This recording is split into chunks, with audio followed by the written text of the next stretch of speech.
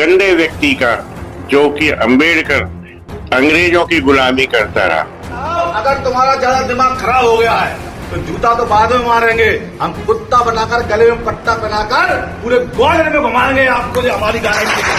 तो 3 निशाने हमारे हैं। सर्वप्रथम अम्बेडकर को खत्म करना, द्वितीय आरक्षण को खत्म करना और तृतीय सनातन की स्थापना इस भारत में करना। चपड़ा निकाल के जूता बनाएंगे और उसी जूते को तेरे मुंह मारेंगे। पार्लियामेंट चलेगा, मैं सरकार से पूछने का काम करूंगा कि सरकार का रुख इस बात पे क्या है, क्या बाबा साहब अम्बेडकर संविधान निर्माता है या नहीं है, और अगर है तो ऐसे प्रोग्रामों को परमिशन किस आधार पर मिल रही है।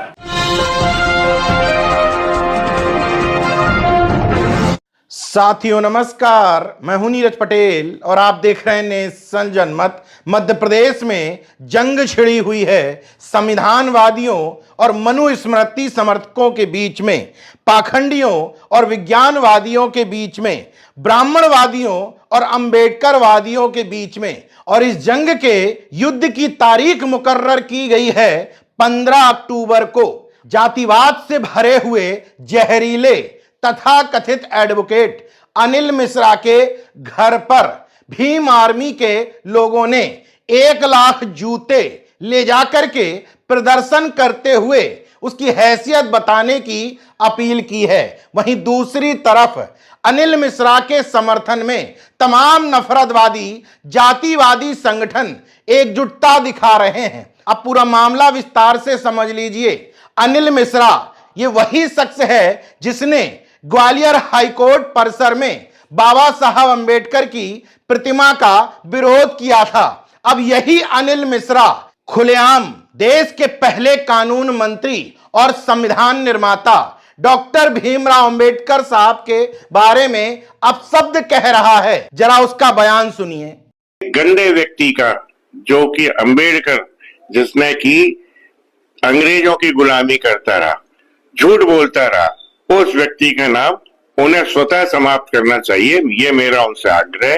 स्वर्गीय BN राव साहब का नाम संविधान निर्माता के रूप में स्थापित कर।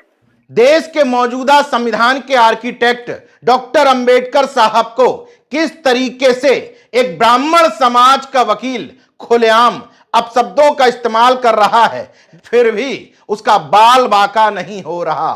हालांकि भीम आर्मी और तमाम अंबेडकरवादी संगठनों ने प्रदर्शन करके सरकार को मजबूर कर दिया कि इस शख्स के खिलाफ FIR दर्ज की जाए। अगर तुम्हारा ज्यादा दिमाग खराब हो गया है तो जूता तो बाद में मारेंगे, हम कुत्ता बनाकर गले में पट्टा बनाकर पूरे ग्वालियर में घुमाएंगे आपको, जो हमारी गारंटी है। FIR दर्ज होने के बाद अपने जैसे जातिवादी मानसिकता के लोगों के समर्थन से एक बार फिर से बाबा साहब के खिलाफ जहर उगलता है, तो फिर महाराष्ट्र में FIR दर्ज होती है तो कहता है हर FIR मेरे लिए एक अवसर की तरह है, और 3 वजह बताता है बाबा साहब को अपशब्द कहने का। मैं समस्त सवर्ण समाज को बधाई देना चाहता हूँ कि मुझे एक और FIR फेस करने का मौका मिलेगा। 3 निशाने हमारे हैं, 3 लक्ष्य हैं। सर्वप्रथम अम्बेडकर को खत्म करना, द्वितीय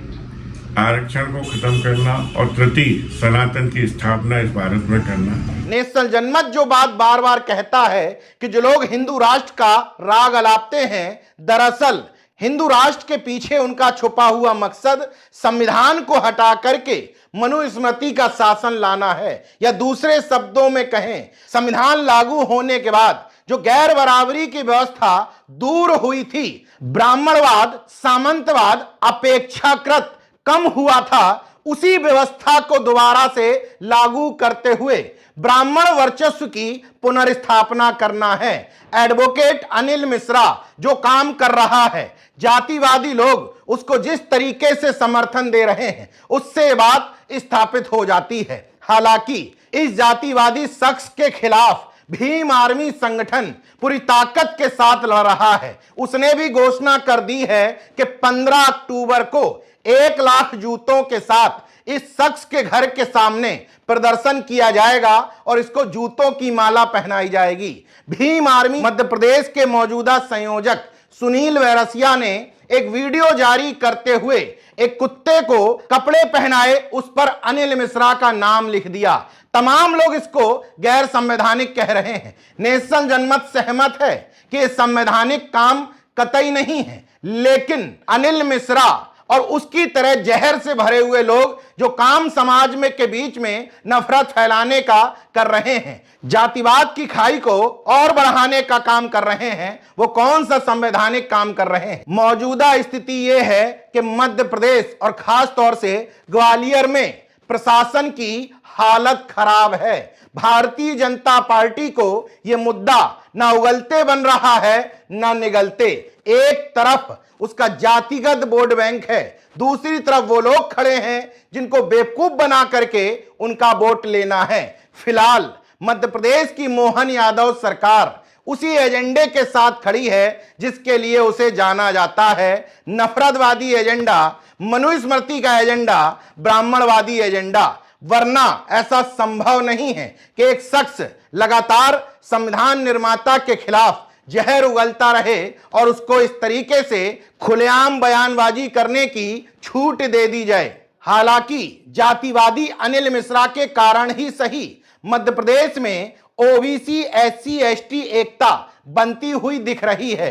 इस प्रकरण के विरोध में महज भीम आर्मी ही नहीं बल्कि आदिवासी समाज के तमाम संगठन और ओबीसी महासभा भी खुल करके अनिल मिश्रा के विरोध में उतर आई है।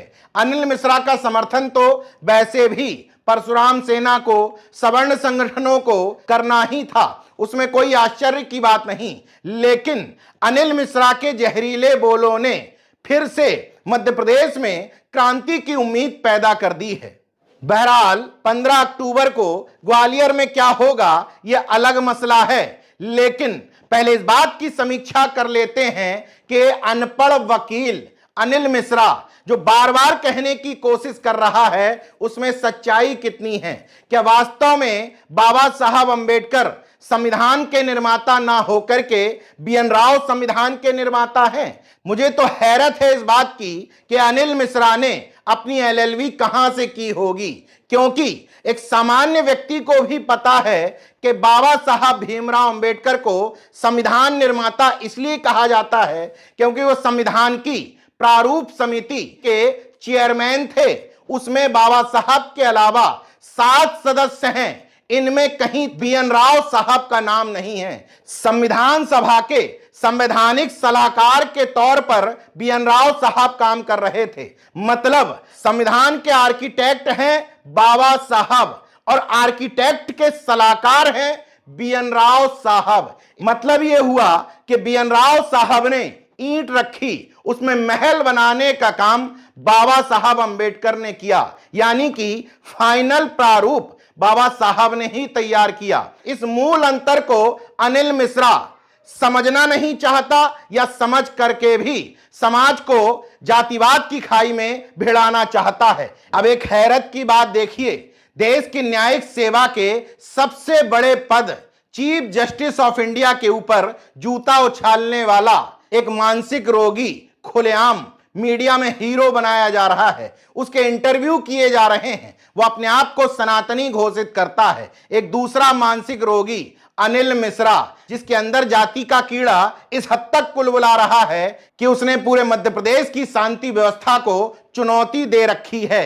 लेकिन बार बार अनिल मिश्रा जो कहने की कोशिश करता है कि आखिर ब्राह्मणों को संविधान में कौन से विशेष अधिकार मिले हुए हैं, सब तो ओबीसी एससी के लिए है। तो अनिल मिश्रा ये बात क्यों भूल जाता है कि आज वो संविधान निर्माता को गाली देकर भी खुलेआम बयानबाजी करता घूम रहा है। उसके समर्थन में तमाम सवर्णवादी संगठन जहरीले बोल बोल रहे हैं और उसका बाल बाका भी नहीं हो रहा, जबकि उसके खिलाफ 2 एफआईआर दर्ज हैं। तो ये जाति का घमंड भले ही उसे संविधान से ना मिला हो, लेकिन इस देश के जातिवादी सिस्टम ने उसे ये ताकत दे रखी है कि कोई सीजीआई के ऊपर जूता फेंक सकता है, कोई देश के संविधान निर्माता को गंदा आदमी बता सकता है। बहरहाल भीम आर्मी और तमाम अंबेडकरवादी संगठनों ने इसकी हालत खराब कर रखी है। अब 15 अक्टूबर बताएगा कि वास्तव में यह देश संविधान से चलेगा या मनुस्मृति के विधान से।